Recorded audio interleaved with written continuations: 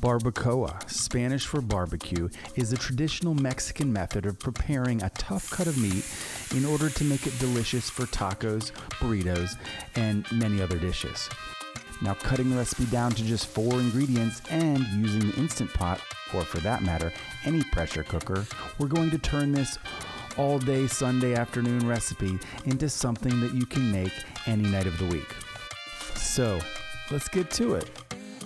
Now, the star here really is your cut of beef, but I'm using a chuck steak that I found on sale locally for just $3 a pound. Play around though. Many different cuts of beef, or more traditionally goat or sheep, can work. We're getting some salt in on this bad boy and preps for a quick sear. We're searing so that the cut holds up to the intense pressure of the pressure cooker. You know, we're not trying to make grandma's pot roast here. Searing the meat will help protect it against getting that pot roast texture. Okay, this isn't rocket surgery. Get your pan super hot, turn your hood all the way up, and drop in your salted hunk of meat.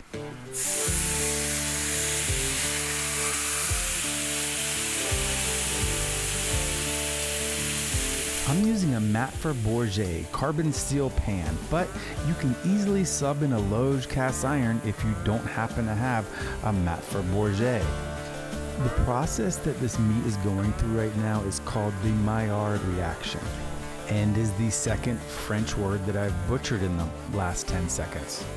This Maillard reaction is the chemical response when heat is introduced to amino acids and is responsible for the distinct flavor that golden brown foods have. This really is one of the keys to our dish here. And in order to maximize our flavor, we're going to have to brown as much surface area as possible. So go ahead and get all the sides, edges, nook and crannies, what have you. Okay, one important note. I have my hood cranked right now, and it's just barely getting by. If you don't have a high CFM hood, you might want to do this outside on the grill, or take down your smoke alarms. Now, this steak looks beautiful, it smells great, and if you cut into the middle, it would be a perfect medium rare. However, although this looks and smells just like the perfect steak, we have to remember that this is a roast, which means that in order to make it edible, it's going to take a lot more time and heat. Okay, so now that we've finished our sear, let's set our meat aside and get our supplemental flavor bombs ready. No need to be fancy here, just do a quick quarter cut on your onions. You don't even need to remove the skin. Same goes for the garlic. This is flavor country. You don't need to worry about presentation. One note, this is also where you could add any of your bonus ingredients. Fresh jalapeno, serranos, even a can of chipotle peppers could work. Feel free to get creative. You're not going to break this recipe. Now turn your Instant Pot on saute and set it to high. Then throw your rested chuck roast in, followed by your flavor medley. As a reminder, you do not need to use an Instant Pot. You could use any brand of multi-cooker or a traditional stovetop pressure cooker. And obviously you could even go old school and do this with a crock pot or in a Dutch oven.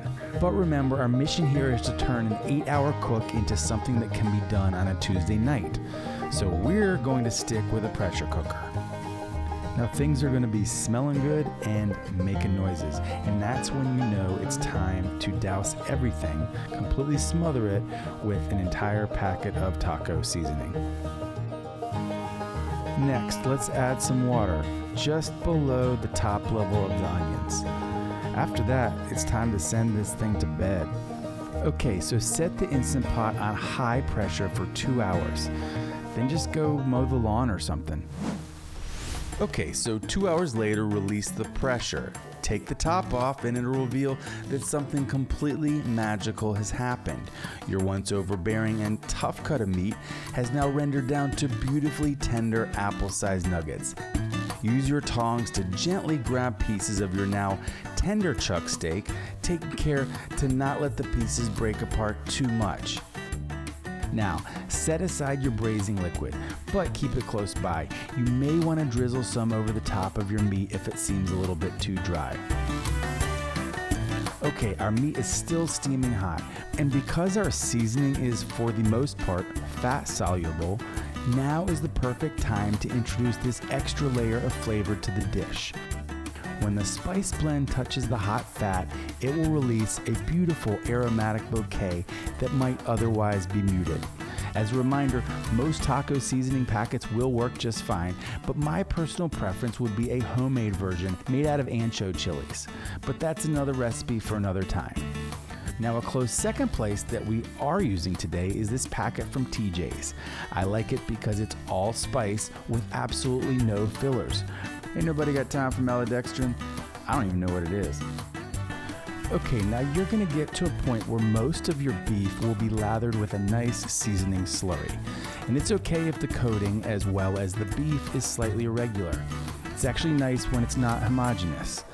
I personally like to pull or shred about half of the meat while leaving the rest of it in chunks.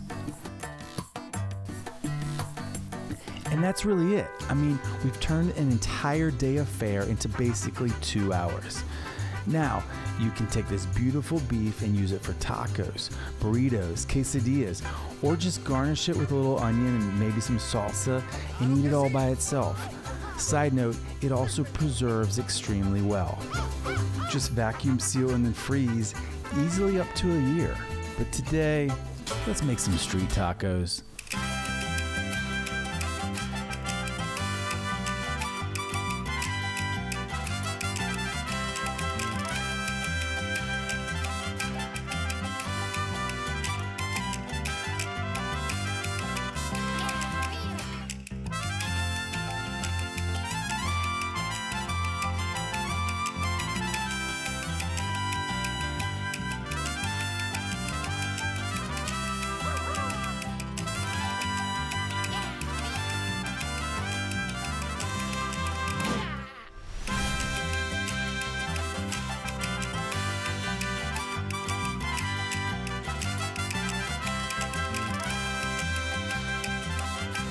So there you have it. Super fast and easy, semi-traditional, very useful, easy to preserve and reuse beef barbacoa.